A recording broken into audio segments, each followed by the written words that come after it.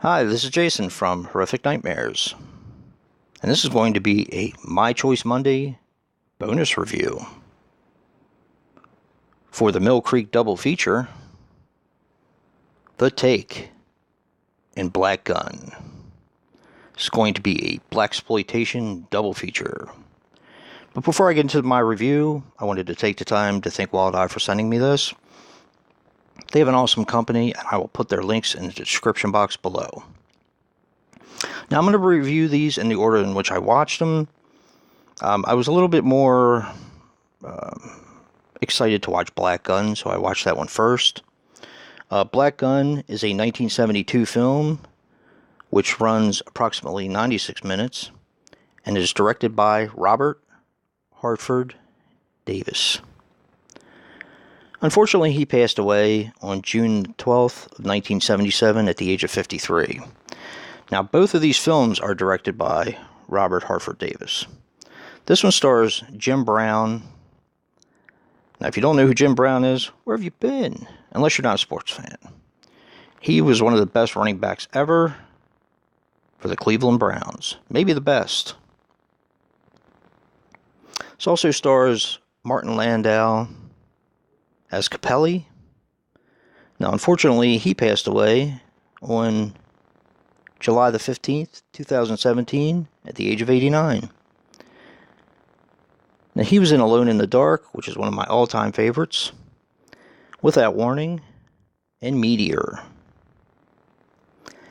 And finally, Brenda Sykes as Judith. She was in Cleopatra Jones and Mandingo. A brief synopsis on this film. Gunn, of course, is Jim Brown. His brother is involved in a heist in the beginning of the movie. And taking the money wasn't enough. They had to take the books as well. The books belong to some mobsters, and they basically kill him for it. Now, Gunn owns a club called the Gunn Club, which I thought was very, very clever. He wants to get revenge for his brother's killer, and that's basically the gist of the story. I had a lot of fun with this one. I think Jim Brown has an incredible screen presence.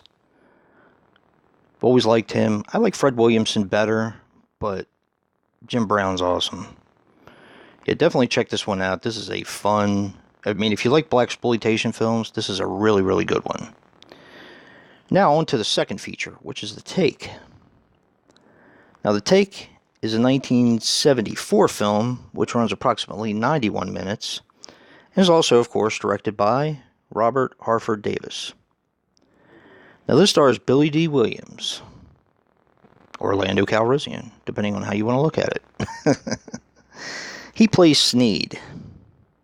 He was, of course, in the Star Wars trilogy, and with the new trailer, he's back for Rise of Skywalker.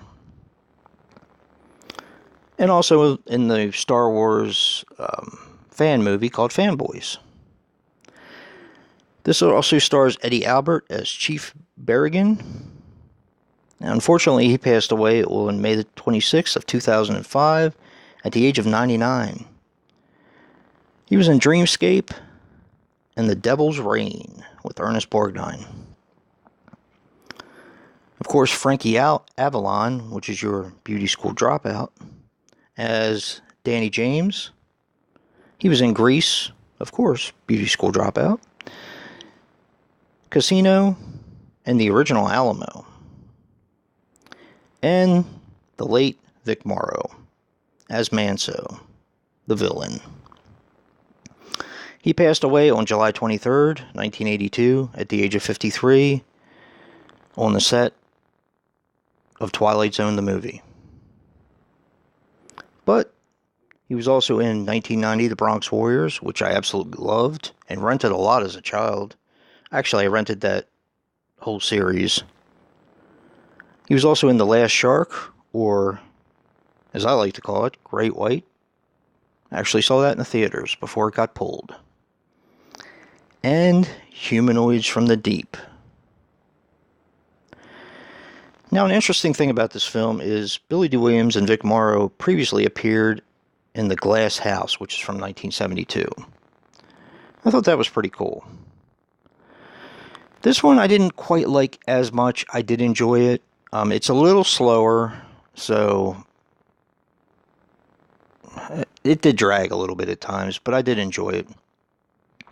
Now, Billy Dee Williams plays Sneed, of course. He is a really good cop who gets transferred to another state.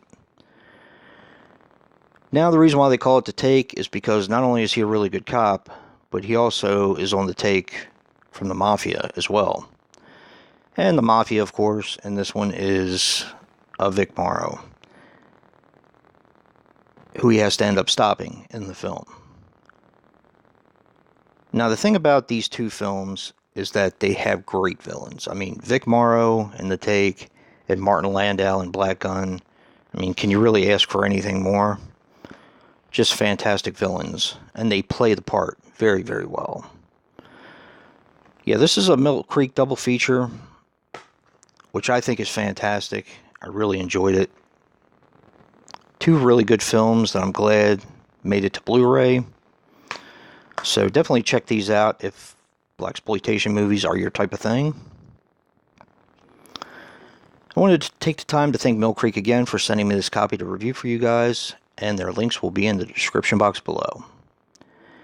And if you like what you see in here, hit that like button and subscribe. And until next time, peace.